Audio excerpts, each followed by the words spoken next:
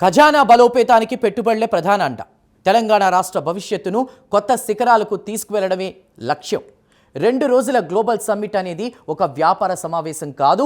కాంగ్రెస్ ప్రభుత్వం యొక్క దార్శనికతకు, ఆర్థిక దూకుడుకు నిలువెత్తు నిదర్శనం. ప్రజల ఆశలు, రాష్ట్ర ప్రయోజనాలు నెరవేర్చేందుకు కేంద్రం సహకరిస్తే సాయం కోరేందుకు రెడీ, కానీ అడ్డంకులు సృష్టిస్తే కొట్లాడేందుకు సిద్ధమనేటువంటి దృఢ సంకల్పంతో ముఖ్యమంత్రి రేవంత్ రెడ్డి ముందుకు సాగుతున్నారు. ప్రధానమంత్రినైనా సరే 100 సార్లు కలుస్తానని, ఢిల్లీనైనా ఢీ కొడతానని ఆయన చూపిస్తున్నటువంటి ఈ నిర్ణయాత్మక పాలన దూకుడు వెనుక ఉన్నటువంటి వ్యూహం ఏంటి? వికసిత్ భారత్ లక్ష్యం దిశగా $1 ట్రిలియన్ లక్ష్యాన్ని ఎలా చేరుకోనున్నారు?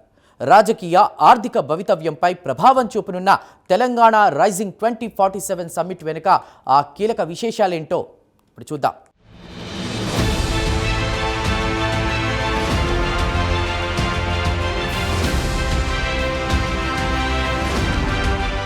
గ్లోబల్ బిజినెస్ సమ్మిట్ను నిర్వహించడానికి తెలంగాణ ప్రభుత్వం నూతన ఉత్తేజంతో సిద్ధమవుతోంది.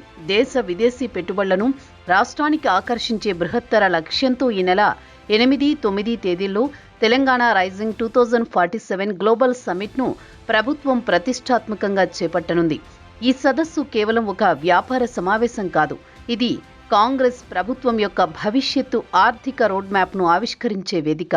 నెహ్రూ ఆలోచనలైన విద్య, నీటిపారుదల, సమాచార రంగాలపై దృష్టి సారించడం ద్వారా ఈ సమ్మిట్ను వికసిత్ భారత్ లక్ష్యానికి అనుగుణంగా తెలంగాణను నడిపించే ఒక వ్యూహాత్మక అడుగుగా ముఖ్యమంత్రి Revanth మలుస్తున్నారు.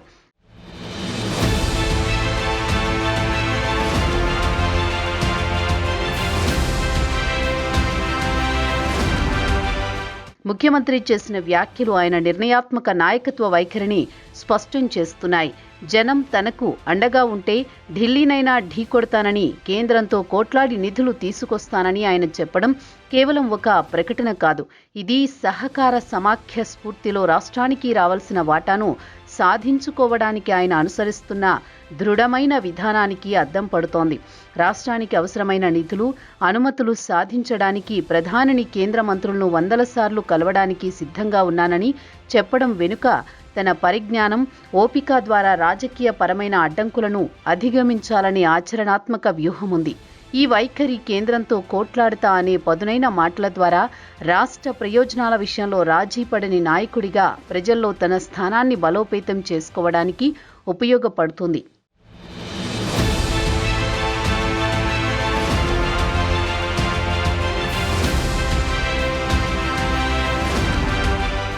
Congress parliamentary party chairperson Sonia Gandhi Telangana rising 2047 సమ్మిట్కు మద్దతు తెలపడం కేవలం అభినందనలకే పరిమితం కాదు.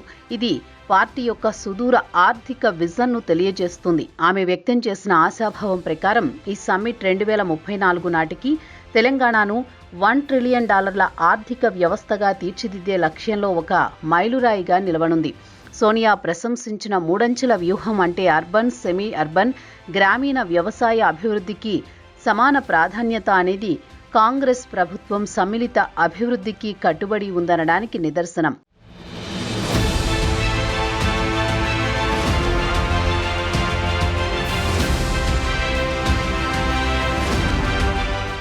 గ్లోబల్ బిజినెస్ సమ్మిట్ ద్వారా తెలంగాణలోని మానవ వనరులు, వ్యాపార నైపుణ్యం, సాంకేతిక ప్రతిభను అంతర్జాతీయ వేదికపైకి తీసుకురావడం ద్వారా విదేశీ పెట్టుబడిదారులు, పారిశ్రామికవేత్తలకు రాష్ట్ర అభివృద్ధిలో భాగస్వాములు కావడానికి ఒక అద్భుతమైన అవకాశం కల్పించబడుతోంది.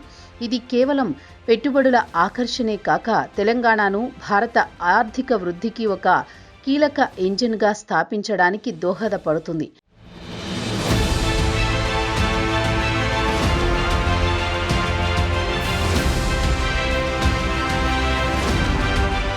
హైదరాబాద్లో తలపెట్టిన తెలంగాణ రైజింగ్ గ్లోబల్ సమ్మిట్ 2047 కార్యక్రమాన్ని విజయవంతం చేసే లక్ష్యంతో తెలంగాణ ముఖ్యమంత్రి రేవంత్ రెడ్డి వ్యూహాత్మకంగా మంత్రులను దేశంలోని వివిధ రాష్ట్రాలకు ప్రత్యేకంగా పంపించి ఆహ్వానాలు అందించే బృహత్తర కార్యక్రమాన్ని చేపట్టారు.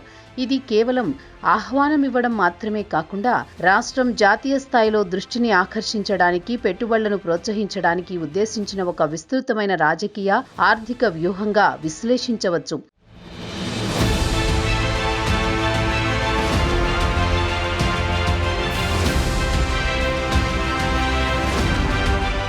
గ్లోబల్ ప్రచారం ద్వారా తెలంగాణ ప్రభుత్వ ప్రతిపక్షాల పాలనలో ఉన్న రాష్ట్రాలతో సహా అన్ని ప్రాంతాల నుండి భాగస్వామ్యాన్ని కోరుతూ సమ్మిట్ను ఒక సమగ్ర వేదికగా మార్చాలని సంకల్పించింది. ముఖ్యమంత్రి రేవంత్ రెడ్డి, ఉప ముఖ్యమంత్రి మల్లు భట్టి విక్రమార్క స్వయంగా ఢిల్లీ వెళ్లి ప్రధాని మోదీతో పాటు కాంగ్రెస్ అగ్రనాయకత్వాన్ని ఆహ్వానించడం ఈ కార్యక్రమానికి జాతీయ ప్రాధాన్యతను, అధికారిక గౌరవాన్ని పెంచే కీలక నిర్ణయంగా చెప్పొచ్చు.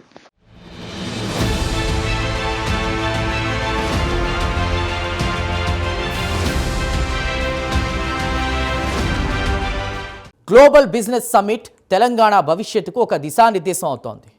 పెట్టుబడుల రాకతో భారత ఆర్థిక వృద్ధికి కీలక ఇంజన్గా నిలబెట్టే లక్ష్యంతో ఈ సమ్మిట్ను ప్రభుత్వం ప్రతిష్టాత్మకంగా నిర్వహిస్తోంది. నాయకత్వ దూకుడు, ఆర్థిక విజన్, ఆకర్షిస్తున్న వ్యూహాలు అన్నీ కలిసి రాష్ట్రాన్ని కొత్త శిఖరాలకు తీసుకువెళ్లే సంకల్పాన్ని ప్రతిబింబిస్తున్నాయి.